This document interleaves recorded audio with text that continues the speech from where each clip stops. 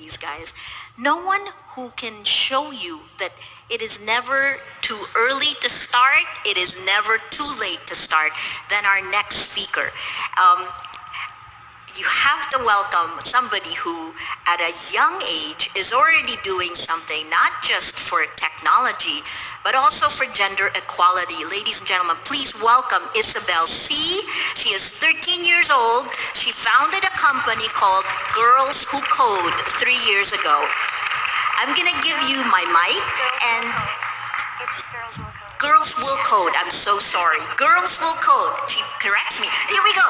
I'm gonna give you the mic. I have a mic. Okay, Here. great. So she's mic'd up. Guys, the future is on stage. Please. Okay, thanks Maria for giving me such a great introduction. Hi, I'm Isabel and I founded Girls Will Code. So I'm here with such great leaders and sometimes I wonder, why am I here? Well, I could be doing a lot of things right now. I could be with my sisters at the beach. I could be selling cotton candy, which is my side business, or playing tennis. But instead I'm here because I want to build a community. So who am I? I'm 13 years old. I started coding online when I was 10, and since then I've learned HTML, CSS, some JavaScript, and I'm currently learning Python. I love coding because coding is really creative. So coding helped me win this Star Wars costume contest earlier back on when Star Wars came out. And what I did was I created an app where whenever you would press a button, it would make R2-D2 sounds. And this really helped me win the costume contest. But coding hasn't always been easy. So I started teaching myself online when I was 10. And there were a lot of resources, it was fast, and I could learn anytime. But at the same time, the forums were really confusing, and whenever I would learn, I would feel like I was stuck to one structure. And this made it harder for people like me, kids, to understand. So when my mom found out I was coding, she got me tutors, which is on the presentation. And this made me realize that it's great to work in a community because you're able to learn faster, you're able to do more, and you're able to find better solutions because there's so many other people's ideas inputting. For example, this is a simple program that I made.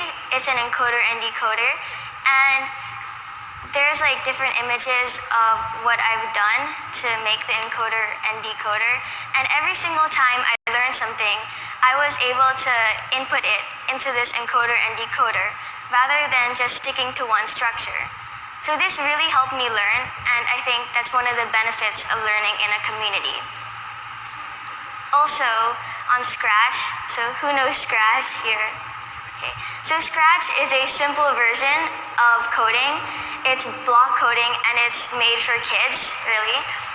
And one of the things that I made was a cake baking game. And I wanted to show you this because even though my friends who had no idea what coding was, they were still able to help me because they really liked art and they were able to help me work on the design.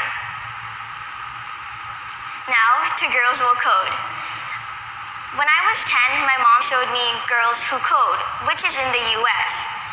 But since I was based in the Philippines, I wasn't able to join. So I asked their permission to start Girls Will Code in the Philippines. And they were really happy to support this, especially since it was outside of the US. So they allowed me to use all of their resources, and I'm really happy that I get to work with Girls Who Code. My big aim for Girls Will Code is to have it in all schools. I want all girls to encourage each other and for them to be in a community. Now, why am Like I said earlier, I could be doing a lot of other things rather than talking to all of you. But the reason why I want to talk about this is because ever since I started coding, it has changed the way I think. Now I look at technology, I look at computers, I look at the internet a lot differently, and I realize it's all because of code. And coding can help solve world problems, like the internet. It has brought so many different communities together. And relating back to Rappler, it can create the hashtag 2030s you want. Now, back to reality. My small aim and my plan, I would like to continue working at outreaches in public schools to teach them how to code, and I would like to present to schools my idea of having a community of girls to code. I would also like to find student and teacher ambassadors for students to encourage each other to code and for teachers to start teaching others how to code. Lastly, I would like to have a Girls Will Code Day where girls can just celebrate their ability to code and their ability to solve world problems. Now this is where all of you come in. I need your help. Companies, you can provide us teachers or support. Schools, you can adopt coding as an after-school activity.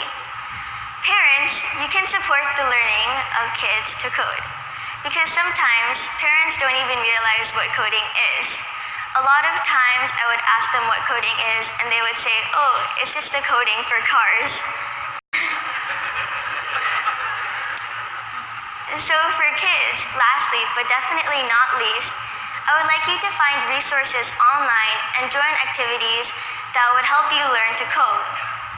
Or if you want, you can be a student ambassador in your school for Girls Will Code, and you can encourage others to code who don't necessarily seem interested, but you're trying to grab their attention for coding. Now, I would like to thank Rappler because ever since Ika Ray wrote an article about me, it has had over 718 shares on Facebook, and this has really kickstarted my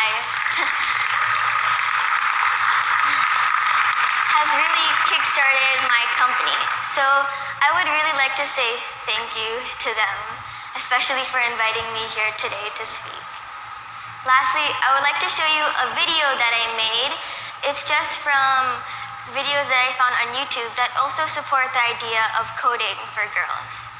So you can show the video now.